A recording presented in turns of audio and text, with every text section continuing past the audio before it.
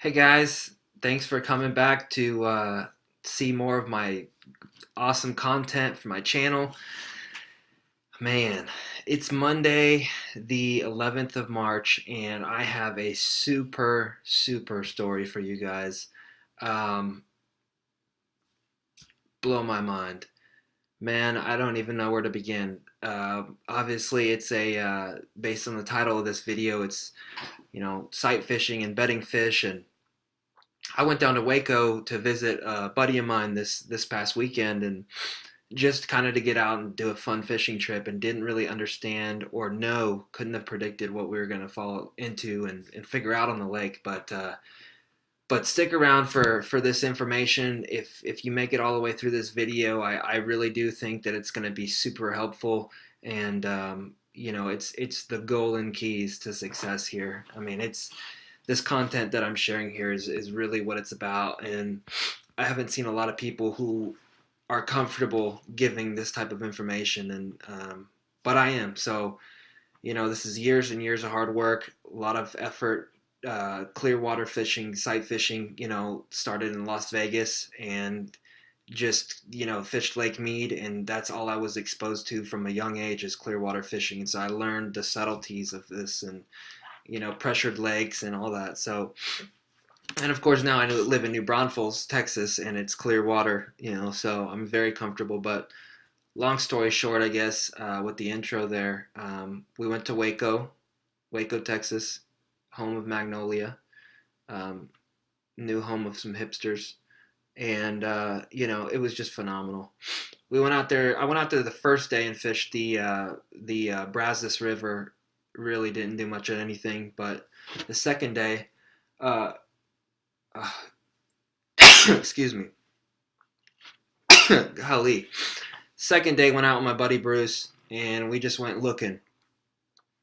I didn't want to fish necessarily what everybody else had been fishing, but it seemed like with the proximity to the moon phase and everything that's kind of culminating and setting up right now, it just feels like things are moving. The temperature's been good. There's been warming trends. Um, things have been changing, and I think fish were starting to set up. So we fished around. We were looking for good water quality. There's a lot of kind of stained water and whatnot. We found some protected pockets in the north end of the lake. My buddy ended up catching one on a flipping bait on wood, and it seemed like when I reviewed the photographs of the fish we caught and all that, the one that he had caught, the tail was a little bit worn. I don't know if he noticed it, but it absolutely was. I felt like, but we were just doing a lot of looking. That one fish that he caught, we had been throwing a lot of moving baits. We threw a spinner bait a lot in various areas in the lake. A small square bill crankbait. With the cloud cover and everything, we assumed initially, hey, when we're still in this diagnostic period trying to figure things out, we thought, hey, there should be some movement. These fish shouldn't be locked down. They should be spread out a little bit wider. The bite window's a little larger with this cloud cover, but there was also a small cold front that moved through, and I feel like it was a contributor to the reason why these fish weren't reaching out. Well, I've got the shirt on that says reach, but I also think that had to do with the fishing pressure. There's been a lot of tournaments out there lately, so I think that has a lot to do with it. But all these thoughts, why aren't they hitting moving baits? What part of the lake are we in? What kind of pressure that there is? All these thoughts are critical to putting together a legit game plan and approach, and kind of diagnosing the situation as we go in real time. And we were doing that, and I couldn't have thought of a better person to have in the boat with me than this guy. He's super knowledgeable, and we both just put our heads together and came up with a good plan. So it wasn't until later in the day when we started fishing clear water and fishing backwaters for sight fish, and I just said, hey, if you can put me where they're at, I feel like I can catch them. I have a supreme confidence with clear water, and it's just one of those things I feel comfortable with. So we ran way back in these backwaters in the river system, etc. And we started seeing some fish, and I guess the first main thing that I noticed and picked up on with these fish is that there were some of them that looked there were some of them that were just swimming around, aimlessly, not really, they weren't locked in on any target. They weren't, they were just kind of searching. There was few fish like that, smaller fish, right? Like little small buck bass possibly, or just,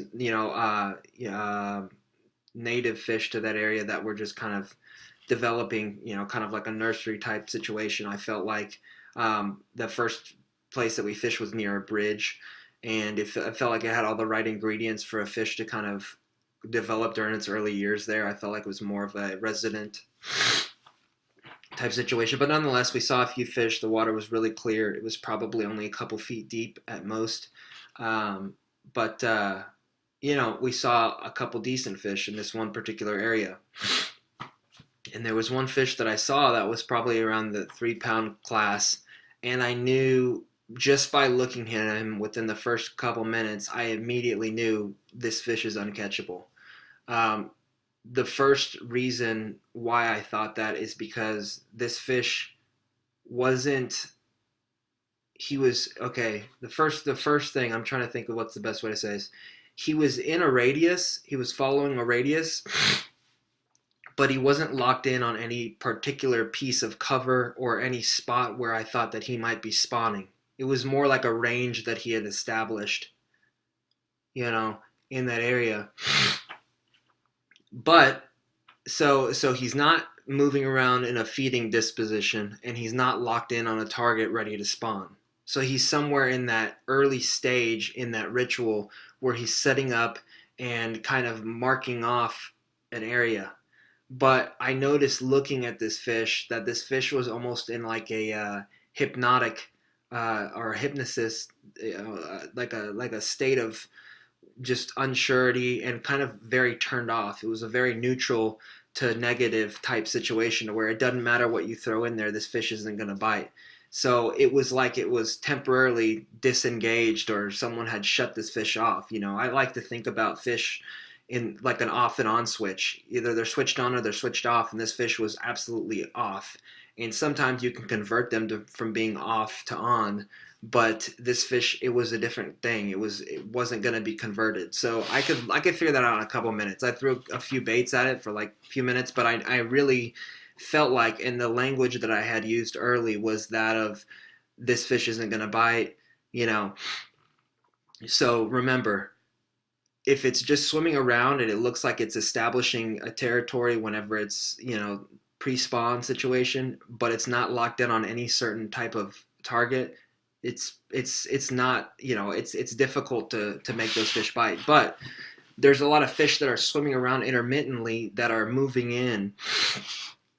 And, my buddy had pointed this out, that if there's targets that you see in this clear water when there's, heavy fishing pressure, if there's targets that are farther out, instead of getting right on top of those targets to establish whether or not there's fish there, you need to make long casts to those fish. And the reason why is because if you get on top of them and see them and they're static in that spot, they may be in that transient state that fish was in that I couldn't get to bite. That's the first reason. Number two is that you have all this fishing pressure. They're already freaked out about trolling motors, fishing pressure, everything. They're already freaked out. So your absolute best chance at catching a fish that's moving in without being locked in on a bed is to make long casts, blind casting essentially, to these high percentage areas when you have your polarized sunglasses on and you could look down in the water and say, hey, this looks like an area where they may spawn. It's a little protected. There's a current break, etc.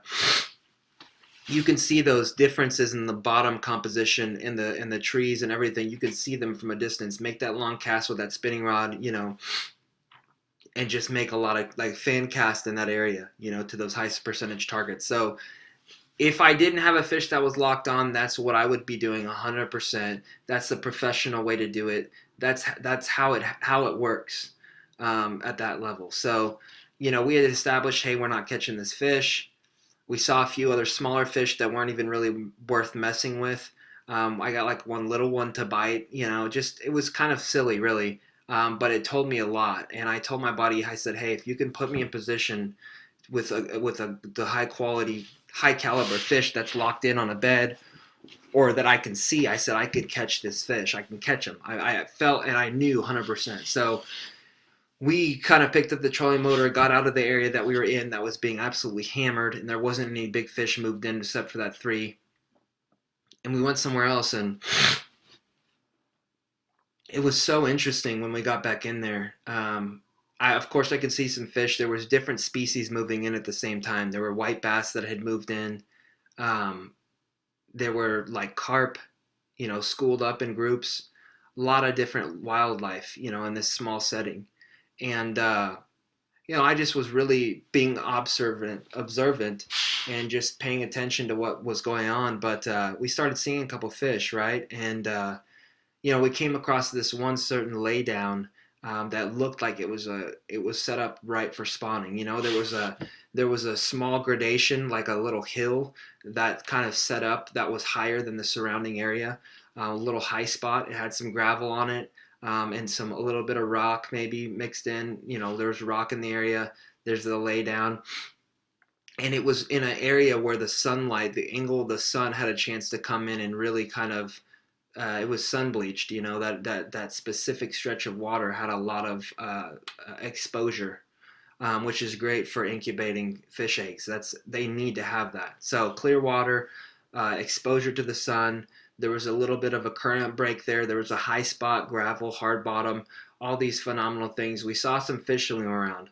So we parked the boat on the beach, and we're just looking, trying to figure out what was going on, where these fish were moving, and whether or not they were locked in or they were just transient moving through, if they were catchable, if they were not catchable, etc. And I had seen that there was, one big fish and one little fish, and they were in the same radius, and it was about the size of a dining table, this radius that they were swimming in. So I started working on these fish, and I just threw in a drop shot, with a little trick worm on it, and just trying to identify where the fish does not like my bait to be, and where it is kind of neutral about it and doesn't worry about it. But you have to pay really close attention, because these fish, if you start throwing to different areas, they'll move around and make you think that their nest is somewhere else. They'll move around, so that you're casting away from the high percentage hot spot. I like to call it a hot spot on the bed. But it was this male was doing that. The female was, I identified that there were a couple that's what it was, is that it was a mating pair, and this male was just moving me all over and making me think, it's this, where it's that. So I saw kind of where there was a lighter area.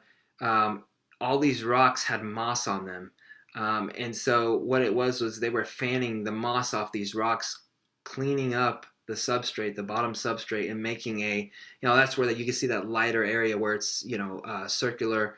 You got that ring, the radius ring, and that male was in there. So it took me about 20 minutes to catch this male. After kind of we sat down and looked, and I threw that bait in there, and I found that little hot spot. It's about the size of, this specific one, I would say was probably about the size of a like a junior soccer ball. I would say junior soccer ball was the area that I've had it before, where it had to be in the area of a small sphere, but this was about a junior soccer ball size. And I would pitch it in there, and I left that drop shot sitting on the bottom with the weight on the bottom. There's about a 6-inch leader, and I would just sit there and shake it, shake it, shake it, shake it, shake it, shake it. Obviously, if you shake it too much, there's such a subtlety, because if you use too heavy of a weight on the bottom with those rocks, it gets into those crevices and you get snagged and you can't move your bait out of there. So if you want to edge it forward a little bit, you really have to have a really light sinker. And also that light sinker, when you pitch it in there and it glides down, it makes the action so much more subtle and enticing.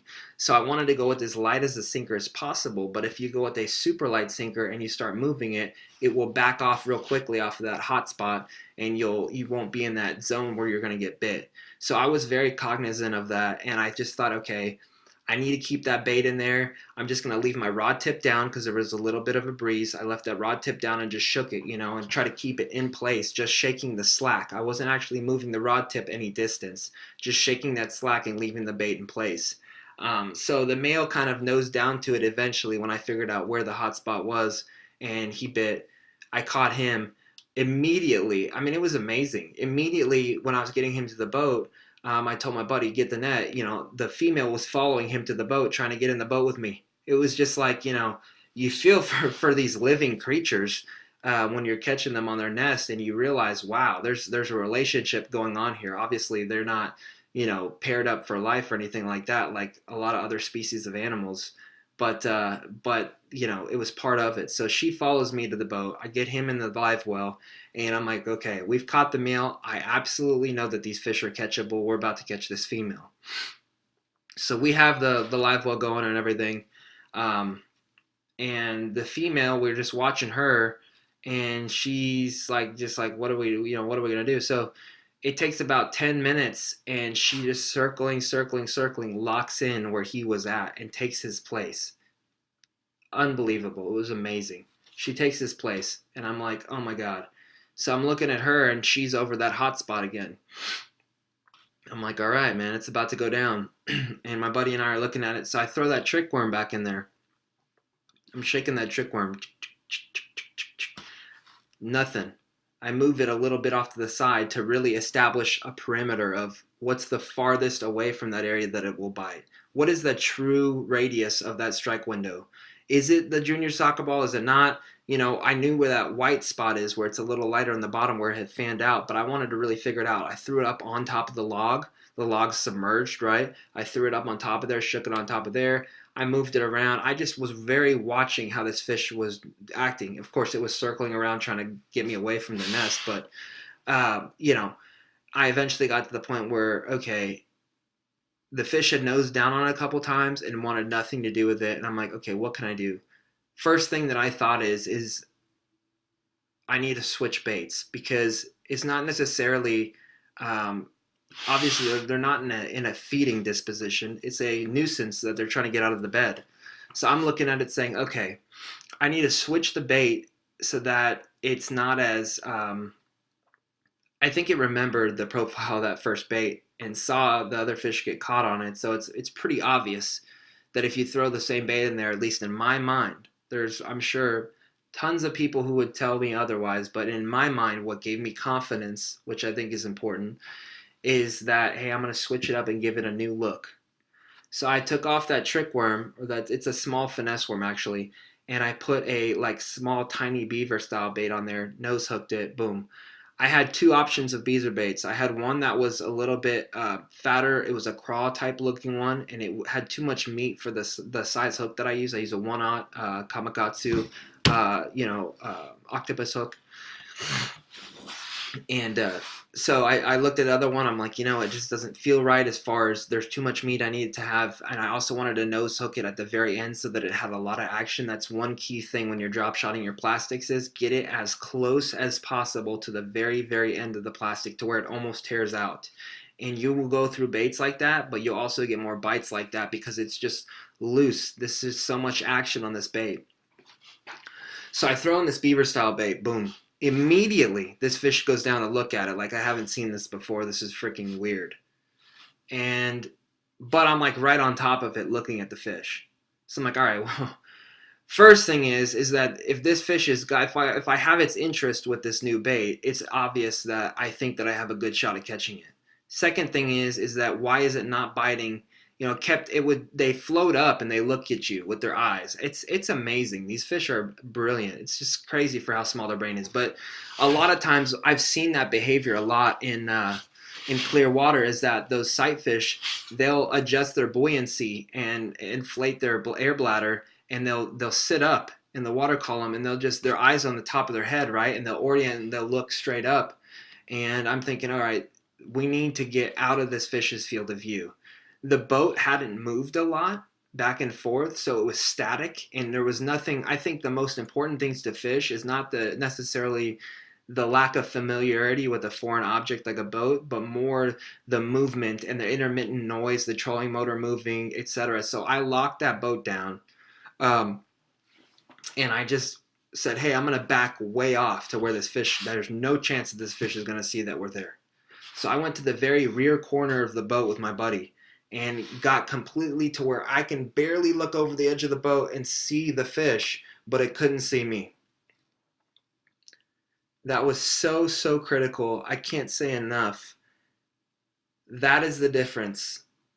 Knowing that the fish is adjusting its buoyancy, knowing that it's looking at you, that it knows something's not right, and saying, hey, I'm going to step back, get on the very rear corner of the boat, and I'm going to flip this bait in there. I know the hot spot. I'm going to switch up so that I make a different stimulus for this fish and I change its thought pattern.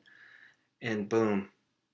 It took me about 45 minutes to an hour to catch this fish, but we thought it was like a 6 pounder, 5, 6 pounder. When it got out of the water and it shook its head, I thought it was. I was like, damn. I mean, it ended up being a 712, so almost 8 pounds, and it would have been the big bass for the day for the tournament that was out there. I would have won big bass, you know. But when I set that hook and that fish finally inhaled that bait, you know, and I just looked at it and I started bringing up to the surface. My heart was racing, of course, you know. But when I was, 16, 17, 18 years old, man, I look at the composure that I used to have as a tournament fisherman, as a professional fishing guide. I looked at the composure that I had, and it's not even close to what I have now. You have to realize that there's a certain percentage of fish that are going to get off. You can't do anything about it. It happens to the pros every day. But as long as you go into it with that mindset and you calm yourself down, you say, hey, if I do everything in my power to stay in control, be it my rod tip or internally with my mind, if I could stay in control of the situation and stay calm, monitor my heart rate, stabilize everything, and I give myself the best chance, percentage basis, I'm going to more often than not get them in the boat. And I need to keep continuing to work on that. But that's the difference between a professional and an amateur, is controlling your temperament in those high pressure situations. That's such a huge tip, massive. When you get a big fish in the line, it doesn't matter sometimes if you have the sharpest hooks, doesn't matter if you have the stoutest line, you could break them off, shake them off. There's a million things you can do if you're not in control of your behavior. So anyways, I got the fish in the boat. It was a 712. It was unbelievable. So cool. But it wasn't the size of the fish that did the justice for me, that made me feel good about it. It was that if I could do that on that fish, I could do it on a 10 pounder, 12 pounder, whatever. And I had done it before, but it confirmed where I'm at right now. It confirmed to me what all these years of hard work and acquiring the skill set has done. And it's repeatable. It's doable. There's a certain methodology that you go about when you're looking, you're identifying what these fish are doing. It's beautiful. So, while we were in the area, I think it's worth mentioning, we had been seeing these schools of carp, these schools of whites that were moving in. Out of nowhere, we see 5 females grouped together, and they're moving in, just kind of drifting in to this little slough that we're in. I've seen wolf packs of fish before, but I had never really seen groups of females moving up together as a unit, almost like a bunch of hot chicks walking into a bar. I mean, it was incredible. And I'm just like, damn, this is happening in real time. You think about fish moving up and you're just like, okay, you have this vision in your head of what it looks like for a fish to move up, all these big females to come in. Man, they come up in droves, and they're just coming in groups, and it's this beautiful orchestrated process of males staking out an area, attracting a female in their nest, courting the female, female laying the eggs, the male guarding, just this beautiful, beautiful symphony, orchestra. And man, to see it in real time was so special. But definitely, the main keys out of this whole thing were controlling my temperament under pressure, catching a big fish like that, whether it's that fish or any other big fish. Knowing how to make the most of your mental state. The other thing is throwing light line. I was throwing 8-pound fluorocarbon, 6-inch leader on my drop shot, small little 1/0 octopus hook. I think I was using a 1/8 ounce drop shot weight, ball shot drop shot weight, 1/8 ounce. Super critical, but once again, I said, hey, I don't want to move it too much because it'll come off the productive area. So I was really just careful there. Locked down the boat, got in the very rear corner of the boat so that the fish, when it floated up, didn't get a good look at me, and just was very patient, knowing how much to move the bait, knowing how far off the spot to move it, all these things that make a difference. But it's identifying the disposition of the fish, making the correct adjustments, and this is how professionals do it. So, I highly recommend that you go back through this, listen to it once more if you can, go through some of my other videos, educate yourself, and just take from this knowledge that I've acquired, and just soak it in, and just go do it. Go out there and practice and make it happen. You can only watch so much of these informational videos, whether it's me or anyone else. You have to go out there and do it and gain confidence in it to really learn it. But yeah, it was amazing. So I'm gonna show you a quick picture of this fish. It's a good fish. It's a good fish. But it's, once again, it's about the way I went about it. So this is, of course, my Bushwhacker Bait Co. Facebook page, and that's your almost 8-pounder there. So beautiful fish. I worked really hard for it, and just a really proud moment for me after all these years, and the hard work that I've put in for it to pay dividends like this. So I hope this brings you some good knowledge, and pass the knowledge on, the information, and help others to catch fish. And just keep staying tuned, stay in touch for my next video, and I'm going to continue to put out phenomenal content for you guys. So really appreciate you stopping in and checking it out. We'll talk to you next time.